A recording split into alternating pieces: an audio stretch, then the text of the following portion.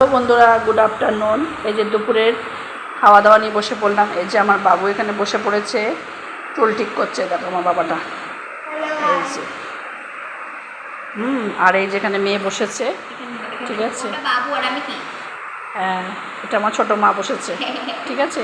বড় মা তো বাড়িতে নেই, বড় মা কাজে।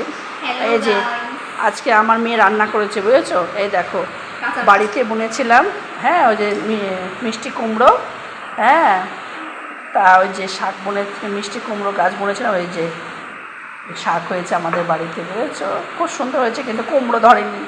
হ্যাঁ, ওই ওই শাকটা কেটে তাকে রান্না করেছি, ঠিক আছে। দেখো, কুমড়ো শাক রান্না করেছে, এখানে শসা কেটে নিয়েছে, আর এই যেখানে মাছের তরকারি, দেখো আলু দিয়ে সুন্দর করে পাঙাশ মাছের ঝোল রান্না করেছে। দেখো, এই যেখানে ভাত বেড়ে নিয়েছে, যে মেয়ে এখানে বসে পড়েছে, নিজের খাবার আগে তারপরে হচ্ছে এই যেখানে বাবু বসেছে, আর এই যে আমার ভাত বেড়ে নিয়েছি, ঠিক আছে।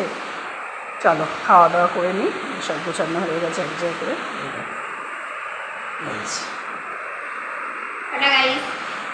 তুমি কিছু বলবে বাবু? চলো তোমরাও খেয়ে নাও, আমরাও খাওয়া দাওয়া করে নিই, ঠিক আছে। আজকে সকাল থেকে তো একদম ওয়েদার খুবই খারাপ, ঘরে যা ছিল তাই রান্না করেছে মেয়ে।